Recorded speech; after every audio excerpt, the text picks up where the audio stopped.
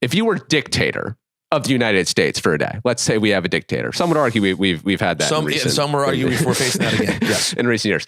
If there was one action you could compel every citizen of the United States to take, mandatory, what would it be?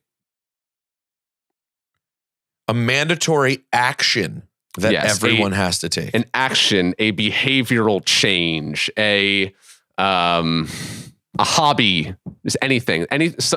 Essentially, like, what is the change that you wish to see in the world, and how would you, and in what way would you try to get people to embody that change? Oh, man. I mean, I've had some thoughts before, like, if you get busted drunk driving, mandatory jail time, no trial. Like, literally, you blow, you're over. It's 60 days in jail. That's it. There's just what it is. Because I think that's the only way that it seems you could stop this problem. Because at this point, there seems like there's no reason for it. Yeah.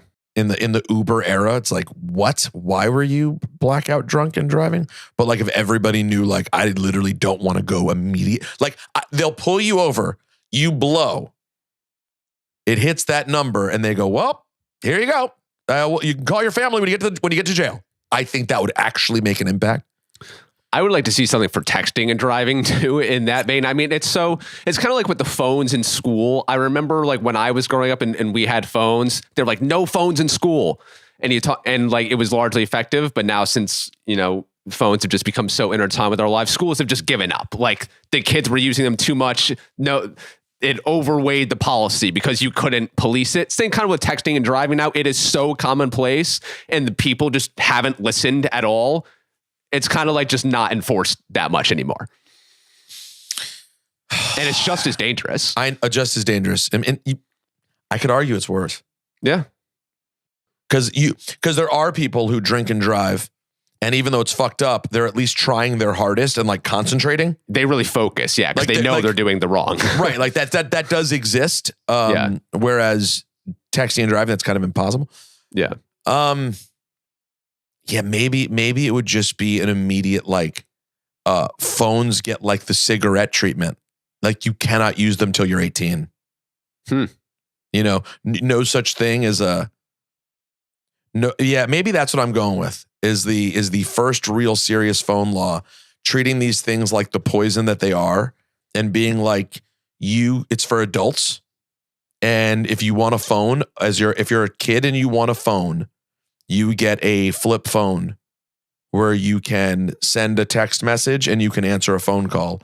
And if parents give their kids, and it's known that your kids are openly using a smartphone, the parents are legitimately in trouble. That might be, because I just worry about what the future is. I think there is a world in which we get to a point where people do look at phones as cigarettes. Like, dude, you used to let kids play with phones? Right.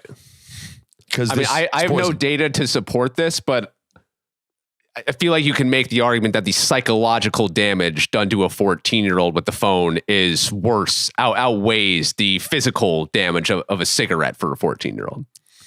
Oh, there's no way to back that up, but it's so true. Yeah. It's so true. And we look at people who smoke cigarettes as, like, fucking sick deviants now. Right. and yet people are just like, and you're fine. Everyone's fine. I mean, it's we carry virtual cigarette packs everywhere we go. Yeah, but again, to your point, it's like, there are people who who smoke a pack a day their whole life and they just turn out fine. Yeah. I don't know if anyone can obsessively use their phone and turn out fine. I don't know if that's possible. So yeah, I think it would be some sort of phone law. I like it. I would co-sign on that. Peter Rosenberg, I'm going to mess this up and I'm going to miss something. The host of Cheap Heat. Yeah. Co-host of Over the Top, the host, co-host of the morning show on Hot 97. What is it? The Ebro show? Ebro in the morning or Ebro and Rosenberg, whatever you want to call it. Sure. There's this Real Late show, which I didn't know you were still doing. I think you do that on Sundays. Sunday nights, midnight WWE kickoff shows for the WWE PLEs. You're a co-host of the Michael K show. Yep. I think what am I missing? I think you DJ weddings too and whatnot. Every once in a while I'll get out and do a gig, but I think you basically hit it all, man. Good job, dude. I'm tired just thinking about it. Well, thank you for joining me. And it's been a pleasure talking to you and getting to work with you past couple years. And I look forward to doing it more. Thank you. Me too. I hope I didn't bore your audience.